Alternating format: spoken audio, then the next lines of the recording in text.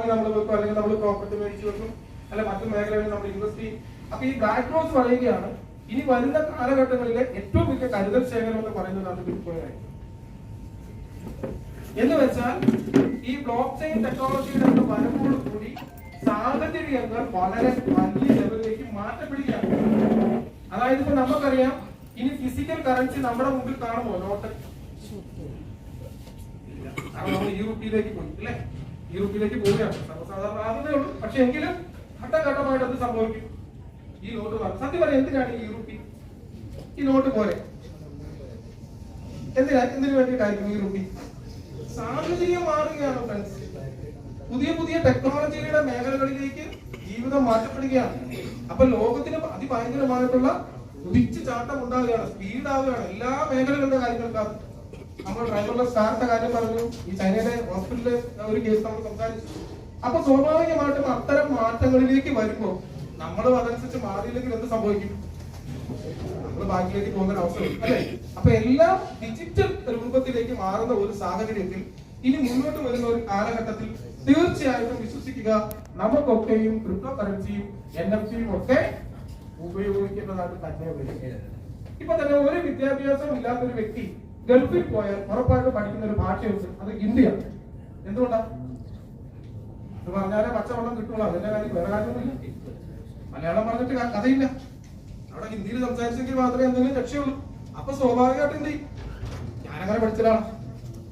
ഹിന്ദി ക്ലാസ്സിലൊക്കെ പഠിക്കുന്ന സമയത്ത് ഏറ്റവും വിഷമമുള്ളതും ദേഷ്യമുള്ള ഒരു വിഷയമായിരുന്നത് ഹിന്ദി. പക്ഷെ അത് ഗൾഫിൽ പോയപ്പോഴേ മനസ്സിലായിരുന്നു ഇത്ര വലിയൊരു വല്ലാത്തൊരു കഷ്ടമായി പോയി, ചതിവായി പോകുന്നൊരു കാര്യം. അപ്പൊ നമുക്ക് കുറച്ച് കാര്യങ്ങൾ അവിടെ പഠിക്കാൻ സാധിച്ച സാഹചര്യം കൊണ്ടാണ്. അപ്പൊ എന്ന് പറഞ്ഞതുപോലെ ഇനി മുന്നോട്ട് വരുന്ന ഒരു കാലഘട്ടത്തിൽ ഈ ക്രിപ്റ്റോ കറൻസിയും NFT നോൺ ഫഞ്ചബിൾ ടോക്കണും നമ്മൾ ഉപയോഗിക്കാതെ നമുക്ക് മുന്നോട്ട് പോകാനായിട്ട് സാധിക്കുന്ന ഒരവസ്ഥയല്ല. പക്ഷെ നമ്മളെല്ലാവരും ഭാഗ്യവാന്മാരാണ്. നോക്കൂ, ഈ ബിറ്റ്കോയിൻ എന്ന് പറയുന്ന ക്രിപ്റ്റോ കറൻസി വന്ന ആ ഒരു സമയം ആരെങ്കിലും നമ്മളെ ഇതുപോലെ വിളിച്ചിരുത്തി മോട്ടിവേറ്റ് ചെയ്യുകയാണ്, ഇനി മുന്നോട്ട് വരുന്ന ഒരു സാഹചര്യത്തിൽ ഇങ്ങനെ ഒരു മാറ്റം ഉണ്ടാവും, നിങ്ങളൊരു 5 രൂപയ്ക്കെങ്കിലും മേടിച്ചു വെക്കും എന്ന് ആരെങ്കിലും കാലെ പിടിച്ച് കല്ലെങ്കിലും നമ്മളോട് പറഞ്ഞിരുന്നെങ്കിൽ നമ്മൾ വാങ്ങില്ലായിരുന്നു അല്ലെ? ഒന്ന് ട്രൈ ചെയ്യുമെങ്കിലും ചെയ്യത്തില്ലായിരുന്നു. പക്ഷെ ഇന്ന് അത് കരഞ്ഞോണ്ട് നടക്കുന്ന കുറെ ആൾക്കാർ എന്താണെന്നറിയാമോ? എന്റെ ഒരു ഫ്രണ്ടിന്റെ അനുഭവം ഞാൻ പറയാം.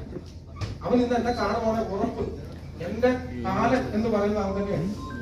ഉറപ്പാണ് അവനെ കൊല്ലും, ഞാൻ സംശയമില്ല. കാരണം ഈ ബിറ്റ്കോയിൻ ഏകദേശം ഒരു എത്രയാണ് 30 രൂപയോ 30 രൂപയെങ്ങാണ്ട് വരെ ഒരു സമയമാണ്. ഈ ഒരു സമയത്ത് എന്റെ വീട്ടിൽ ഫംഗ്ഷൻ ഒക്കെ ഉണ്ടായിരുന്നു. ആ ഫംഗ്ഷൻ ഒക്കെ കൂടിയൊക്കെ നിന്നതിന് ശേഷമാണ് എന്നോട് പറഞ്ഞു അതിലാണ് ഈ ഒരു ബിറ്റ്കോയിൻ എന്ന് പറഞ്ഞൊരു സാധനമുണ്ട്, അത് മേടിച്ച് വെക്കുവാണെങ്കിൽ നല്ല കാര്യം. ആദ്യമായിട്ടാണ് ഞാൻ സത്യം പറയാൻ കേൾക്കുന്നത്. ബിറ്റ്കോയിനോ അതെന്തോന്ന് കോയിനാണ്, നമുക്ക് കയ്യിലെടുത്ത് വെക്കാൻ പറ്റും, അത് പറ്റില്ല. ഇനി അത് എവിടെയാണ് നമ്മൾ അത് സൂക്ഷിച്ചു വെക്കുക? അപ്പൊ അവൻ പറഞ്ഞു ഡിജിറ്റലാണ്, ഇത് വാലറ്റിനകത്ത് വേണം നമ്മളിത് സൂക്ഷിച്ചു വെക്കാൻ, ഇതിന് വലിയ മൂല്യം നാളെ അവസരത്തിൽ വരുന്നതാണ്. ഞാൻ പറഞ്ഞാൽ പിന്നെ ആരും നിനക്ക് പണി ഈ പകതിയിൽ 100 എണ്ണം ഇപ്പോൾ വാങ്ങിച്ചാൽ. പക്ഷേ ഞാൻ പറഞ്ഞു നിന്റെ കാശ് വിട്ടു, നീ ഒരു കാര്യം ചെയ്യും, ഇത് എങ്ങനെയെങ്കിലും വിറ്റ് ഒഴിവാക്കും, ആരെങ്കിലും മേടിക്കാറുണ്ടെങ്കിൽ. അങ്ങനെ ഒരു വലിയ ഉപദേശം ഞാൻ എന്റെ ഫ്രണ്ടിന് കൊടുത്തു. ഫ്രണ്ട് അത് കേട്ടുണ്ടോ? ഈ സാധനത്തിന് ഏകദേശം ഒരു 100 രൂപ വില വന്നപ്പോൾ ആളെന്ത് ചെയ്തു? ഇത് വിറ്റ് അതിന് വന്നിട്ട് എനിക്ക് ചെലവ് വീട്ടിൽ വന്നിട്ട്. കാരണം അല്ല പറഞ്ഞത് നന്നായി, ഏതായാലും എനിക്ക് നഷ്ടമൊന്നും സംഭവിച്ചില്ല.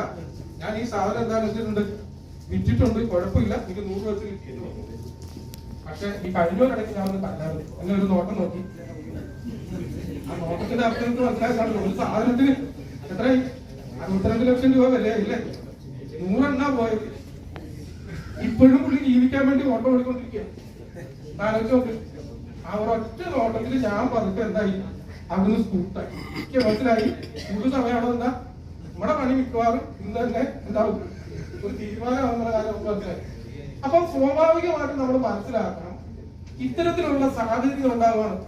നമ്മുടെ ജീവിതത്തിലെല്ലാം വളരെ വലിയ വലിയ വലിയ മാറ്റങ്ങൾ ഉണ്ടാക്കാൻ കഴിയുന്ന പുതിയ പുതിയ കാര്യങ്ങൾ നമ്മളിലേക്ക് കടന്നു വരികയാണ്.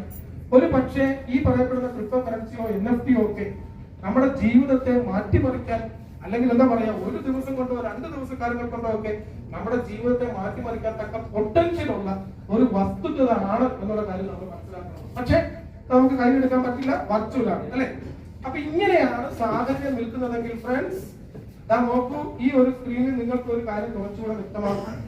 ഈ സ്ഥാപനങ്ങളെയൊക്കെ നിങ്ങൾക്ക് അറിയാം, അനിഷ്ട് കേട്ടിട്ടില്ലേ?